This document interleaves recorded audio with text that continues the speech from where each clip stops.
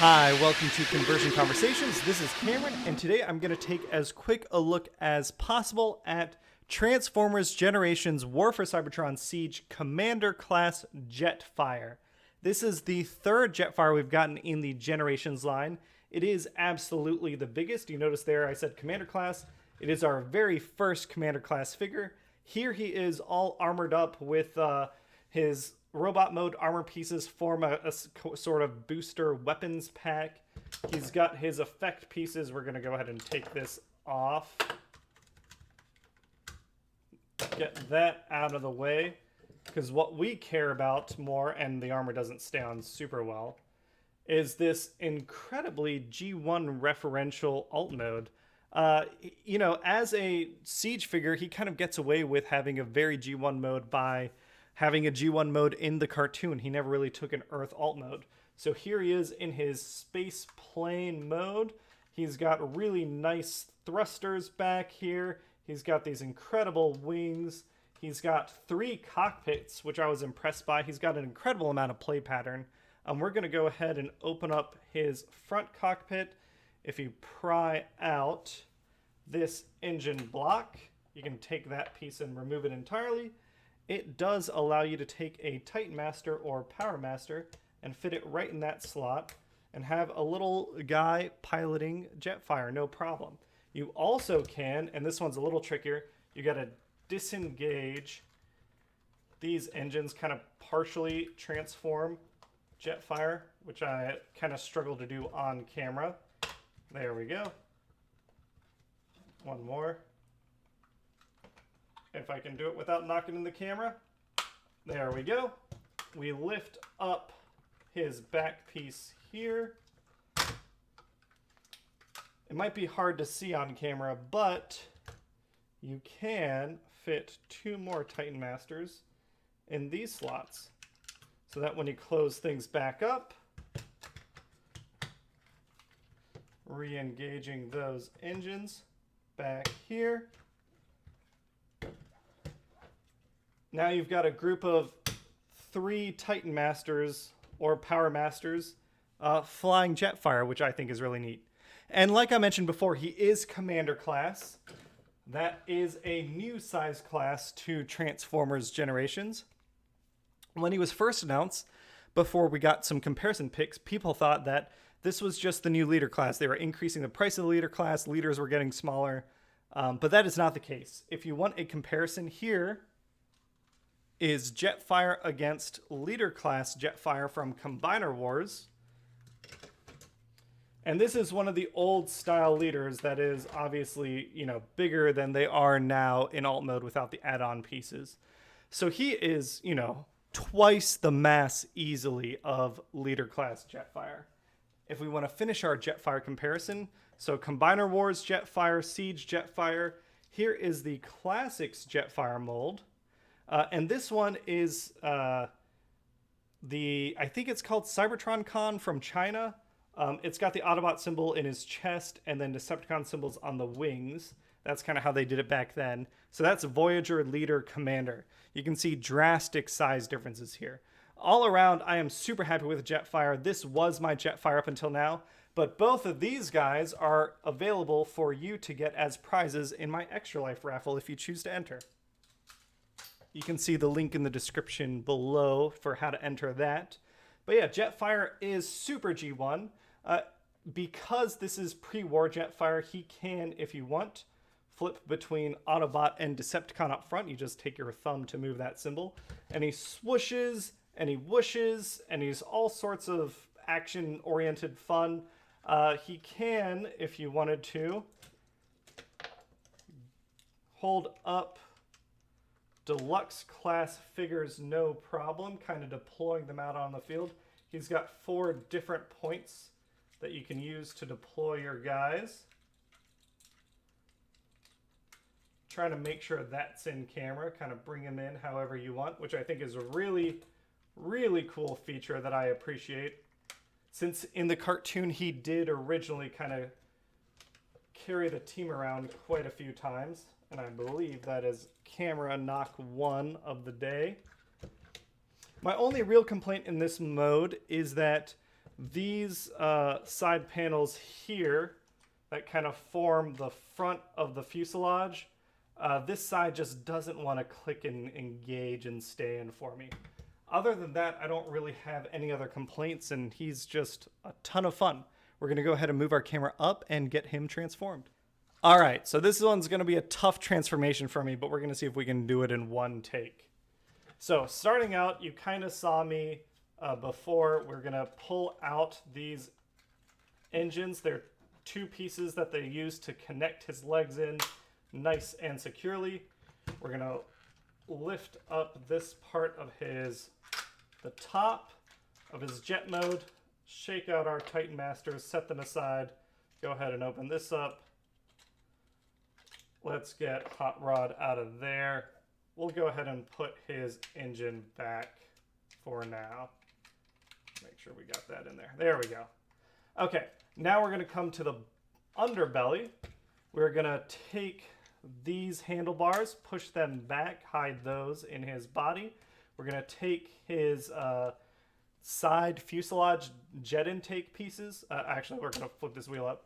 Take those and pull those up. Ooh.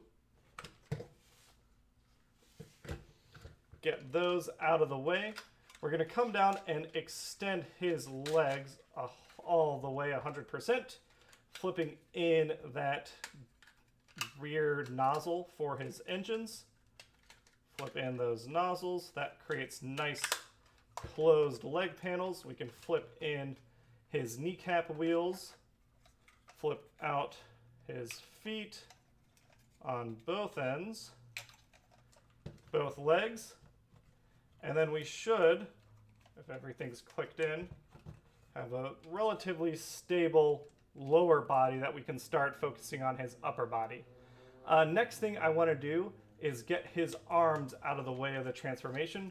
We're going to take the intakes that we split before, push them up out of the way, pull out his arms away from the body of the jet and flip them out.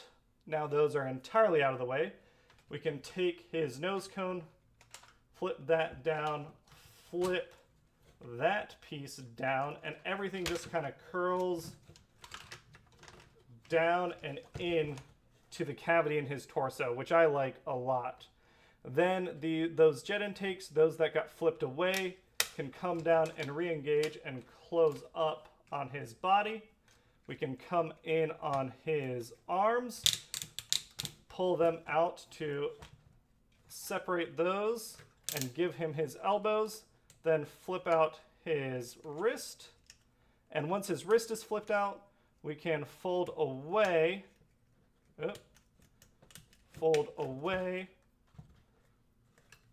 his forward handles, closing that up, and that gives us a solid forearm joint. Same thing on this side.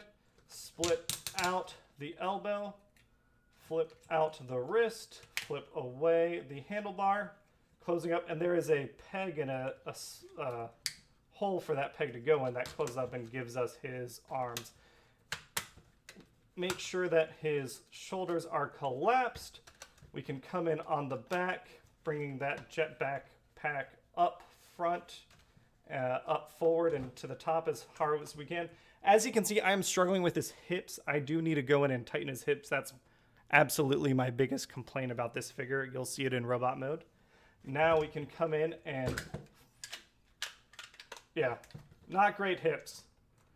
Flip up the wings, flip in our elevators, flip in those tips of the wings, and those can come down on us. And now we've got very much a G1 looking Jetfire. There we go.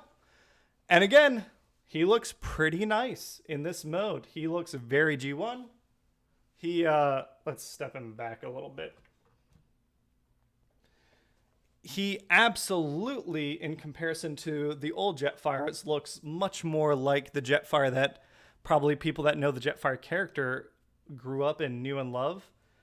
Comparing him to like a standard deluxe, you can see here he is definitely more than leader class. He is a big, big boy.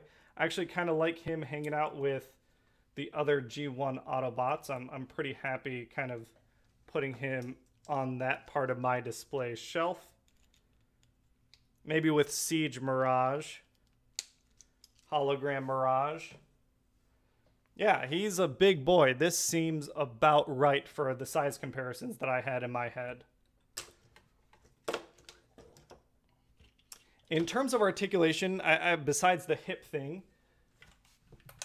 his head can look up pretty good. So if you want him in flying jet mode or jet backpack poses, he can look down pretty good as well if you want him looking down talking to the troops. His shoulders go more than 90 degrees out. And besides that locking tab, they can go almost 360, blocked by his back wings, but that's okay. His elbows go deeper than 90, which I'm very much impressed by. His wrists do have swivel, and his fingers articulate, which I think is neat. There is, in fact, waist articulation, which I was very much surprised by the first time I found this. I was playing around with this figure. I did not expect him to have that. I didn't expect that to be able to happen at all, but I am nevertheless impressed by that. His skirt pieces can move out of the way of his legs. His hips, again, I mean, look at, like, that's disappointing. That's my biggest complaint about the figure. Legs go not quite 90 up, not quite 60 back, unfortunately, just due to the nature of the backpack. The knees are nice and deep, 90 degrees, despite his boots. And like every Siege figure, he does have that ankle tilt, which we all love so very, very much. The unfortunate story about Jetfire is without tightening up the hips, you can't really take advantage of that ankle tilt too much. But I think in terms of tightening these hips up, it's really just going to be tightening up those screws, maybe putting in some plastic into those ratchets to tighten things up. I don't think it'll be much trouble to tighten him up all around, which is nice. It sucks that you have to do it to the figure, but it's, you know, okay. It's not okay. It sucks that you have to do it to the figure, but I am kind of okay because it's not that hard to do. Let's go ahead and get him next to his other Jetfire buddies. Here is Combiner Wars Jetfire joining Commander Siege class Jetfire, so leader versus a commander class. That is, like I said before, quite the size difference. And here is Voyager Jetfire alongside the other two. And as you can see, I mean, there's a lot of similarities between them. Voyager Jetfire, Combiner Wars Jetfire, and or Classics Combiner Wars and Siege Jetfire, they all are referencing that G1 character, but they're doing it in different ways. I am happy to have had all three of them in my collection at one point or another. It's kind of cool to see them all lined up. As I mentioned before, these two guys are up for sale in my raffle, raising money for Cincinnati Children's Hospital. Should you get Siege Jetfire is, I guess, the question when there are these other options. Well, let's get to his weapon mode, and then we'll talk.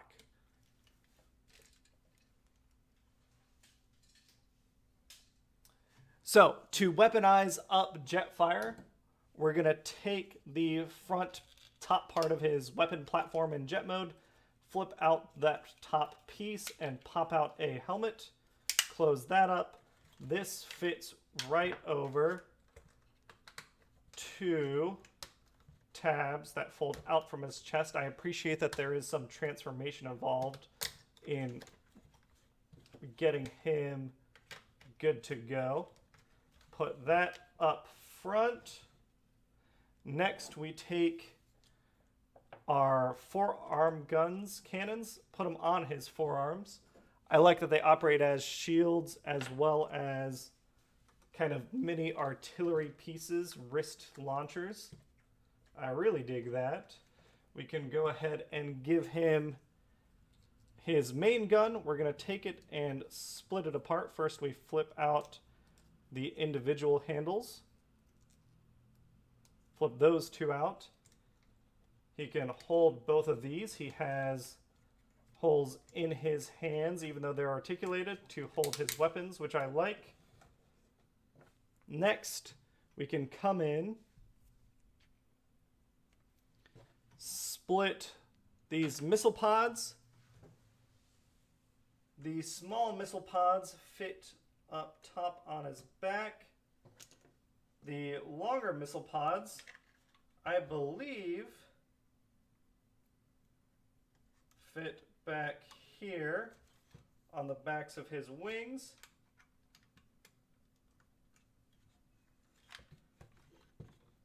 Now we just got to give him his helmet.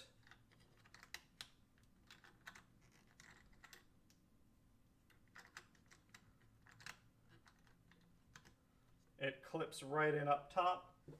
If we want to be extra fancy, we can give him his barrel blast effects, which I didn't talk about these before. They do split up into 3 different effect pieces, which is nice that he comes with so many.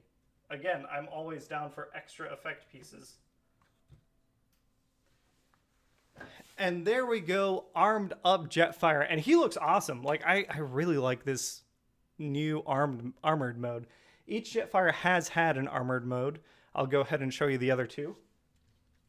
Here is Combiner Wars Jetfire in his armored mode.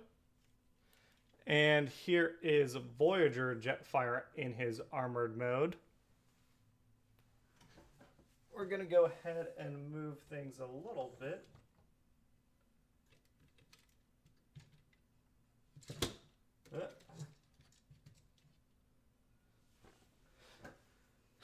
So now comparing all 3 of them in all 3 of their different modes, vehicle mode, armored mode, regular mode, normally $20. You can find it online for $20-ish. This guy you can find online for $45. This guy goes retail for $80. Would I spend $80 on this figure? No. And in fact, I didn't. I bought him on sale. I got him for $50. At $50 at the leader price point, absolutely, this is the guy to pick. When it's at $80, even though you are getting a lot more toy, and it has play pattern, and I absolutely think anyone who's a G1 hardcore fan will want this guy. I think there's design decisions and aesthetic decisions to make. I really love this helmet piece. I wish that this helmet was more like that helmet. I really love the way that fast pack transforms on the little guy. I wish he had all 3. I think each one offers you something different. I think for most people, this is the definitive Jetfire. And for me, it is as well. But it's the definitive Jetfire because I was able to get it on sale. Otherwise, I don't know. I'm giving away the other 2, but I may just not have had a Jetfire in my collection for a little while if I didn't find this guy on sale. But anyway, that is Siege Warfare Cybertron Commander Jetfire. He is a really great toy. Hope you enjoyed the video. And if you did, please like and subscribe and all that fun stuff. And I will catch you on the next one. Thank you, everyone. See ya.